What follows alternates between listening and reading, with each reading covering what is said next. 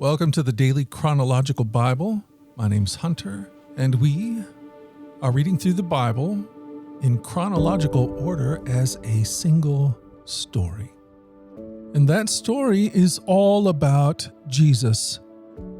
We will look at this whole book with our eye on Jesus.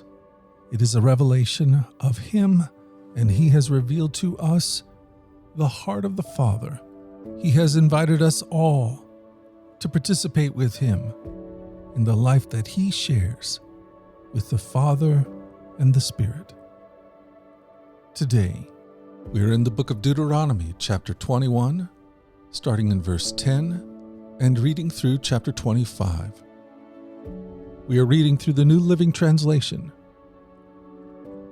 Deuteronomy 21, beginning in verse 10. Suppose you go out to war against your enemies, and the Lord your God hands them over to you, and you take some of them as captives.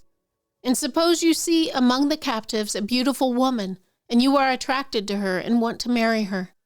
If this happens, you may take her to your home, where she must shave her head, cut her nails, and change the clothes she was wearing when she was captured. She will stay in your home, but let her mourn for her father and mother for a full month.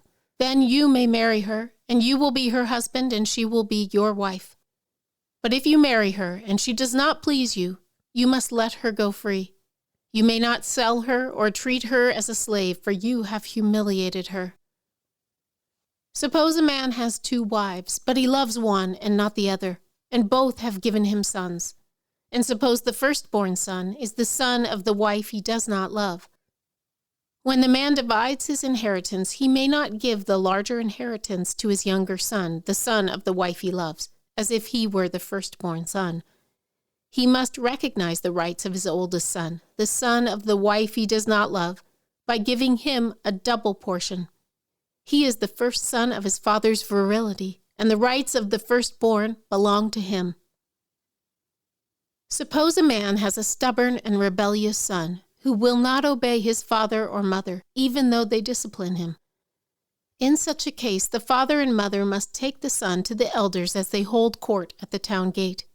The parents must say to the elders, "This son of ours is stubborn and rebellious and refuses to obey. He is a glutton and a drunkard." Then all the men of his town must stone him to death. In this way, you will purge this evil from among you, and all Israel will hear about it and be afraid. If someone has committed a crime worthy of death and is executed and hung on a tree, the body must not remain hanging from the tree overnight. You must bury the body that same day, for anyone who is hung is cursed in the sight of God. In this way, you will prevent the defilement of the land your God is giving you as your special possession. Deuteronomy 22. If you see your neighbor's ox or sheep or goat wandering away, don't ignore your responsibility. Take it back to its owner. If its owner does not live nearby you, or you don't know who the owner is, take it to your place and keep it until the owner comes looking for it. Then you must return it. Do the same if you find your neighbor's donkey, clothing, or anything else your neighbor loses. Don't ignore your responsibility. If you see that your neighbor's donkey or ox has collapsed on the road, do not look the other way. Go and help your neighbor and get it back on its feet. A woman must not put on men's clothing, and a man must not wear women's clothing. Anyone who does this is detestable in the sight of the Lord your God.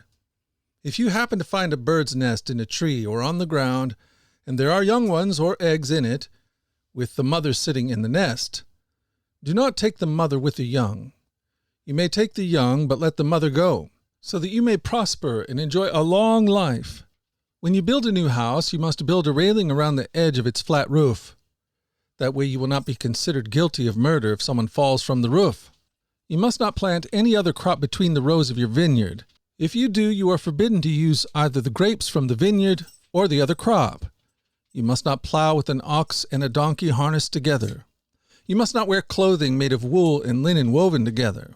You must put 4 tassels on the hem of the cloak with which you cover yourself, on the front, back, and sides.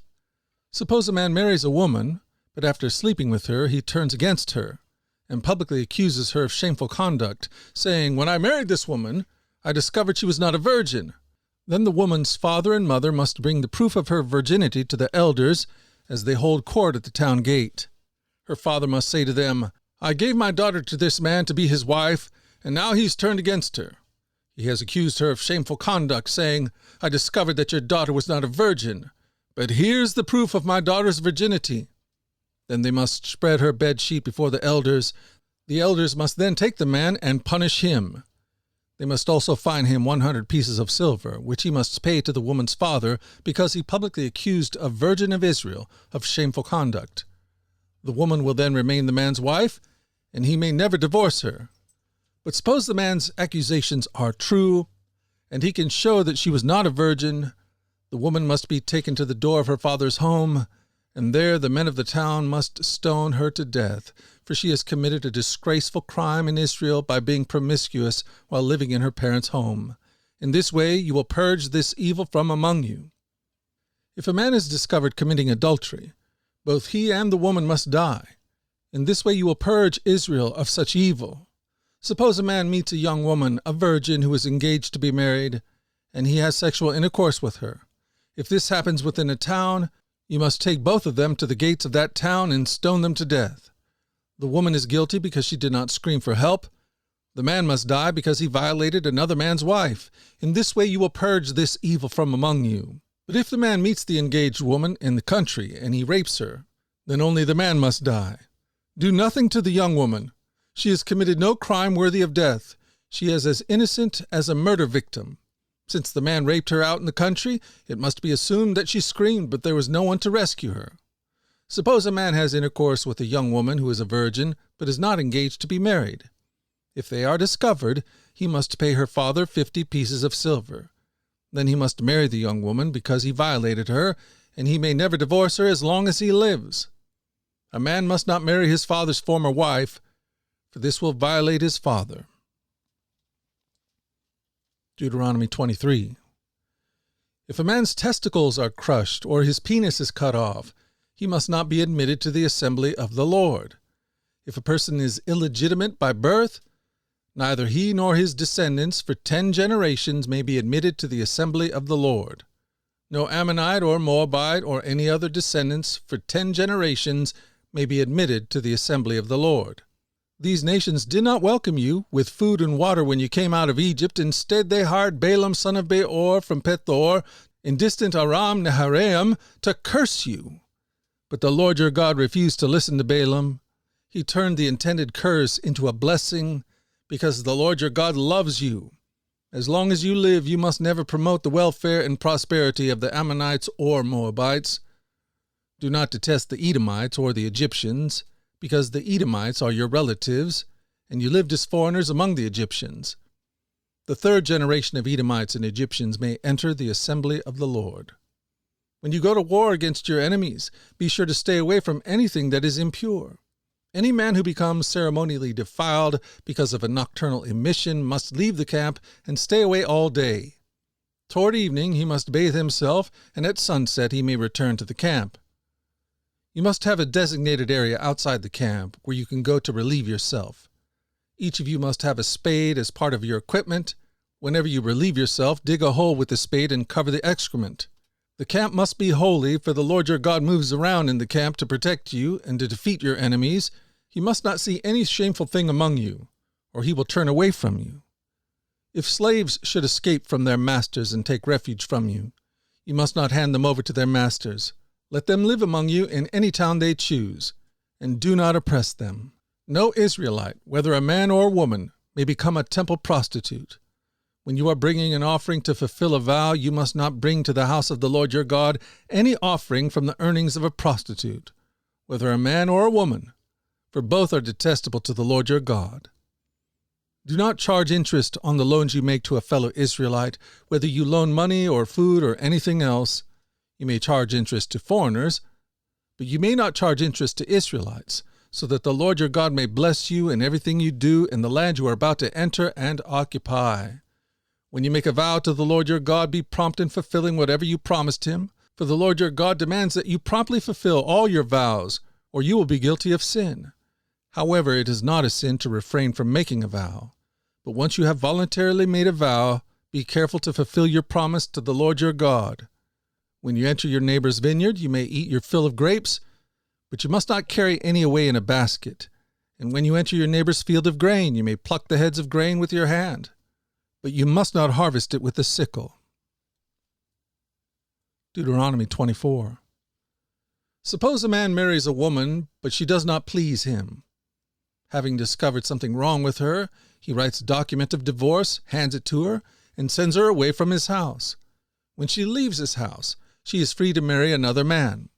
But if the second husband also turns against her, writes a document of divorce, hands it to her, and sends her away, or if he dies, the first husband may not marry her again, for she has been defiled. That would be detestable to the Lord. You must not bring guilt upon the land the Lord your God is giving you as a special possession. A newly married man must not be drafted into the army or be given any other official responsibilities. He must be free to spend 1 year at home, bringing happiness to the wife he has married. It is wrong to take a set of millstones, or even just the upper millstone, as a security for a loan, for the owner uses it to make a living. If anyone kidnaps a fellow Israelite and treats him as a slave or sells him, the kidnapper must die. In this way you will purge this evil from among you. In all cases involving serious skin diseases, be careful to follow the instructions of the Levitical priests. Obey all the commands I have given them. Remember what the Lord your God did to Miriam as you were coming from Egypt. If you lend anything to your neighbor, do not enter his house to pick up the item he is giving as security. You must wait outside while he goes in and brings it out to you. If your neighbor is poor and gives you his cloak as a security for a loan, do not keep the cloak overnight. Return the cloak to its owner by sunset so he can stay warm through the night and bless you, and the Lord your God will count you as righteous. Never take advantage of poor and destitute laborers, whether they are fellow Israelites or foreigners living in your towns. You must pay them their wages each day before sunset, because they are poor and are counting on it. If you don't, they might cry out to the Lord against you, and it would be counted against you as sin. Parents must not be put to death for the sins of their children, nor children for the sins of their parents. Those deserving to die must be put to death for their own crimes. True justice must be given to foreigners living among you, and to orphans, and you must never accept a widow's garment as security for her debt. Always remember that you were slaves in Egypt, and that the Lord your God redeemed you from your slavery. That is why I have given you this command. When you are harvesting your crops, and forget to bring in the bundle of grain from your field, don't go back and get it. Leave it for the foreigners, orphans, and widows. Then the Lord your God will bless you in all that you do. When you beat the olives from your olive trees, don't go over the bough twice. Leave the remaining olives for the foreigners, orphans, and widows. When you gather the grapes in your vineyards, don't glean the vines after they are picked. Leave the remaining grapes for the foreigners, orphans, and widows. Remember that you were slaves in the land of Egypt. That is why I am giving you this command.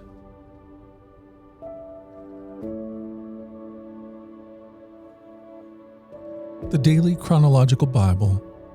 Join us at our flagship podcast, The Daily Radio Bible, where we read through the entire Bible over the course of a year.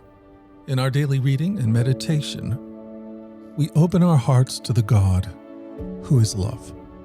Find out more at dailyradiobible.com or wherever you get your podcast. These podcasts are entirely listener-supported. If you'd like to partner with us to make sure that these podcasts continue each and every day, you can do that by going to dailyradiobible.com and clicking the donate link. The Daily Radio Bible is a ministry of the Trinity Commission, and all your gifts are tax deductible. Until tomorrow, let's go forward in God's joy.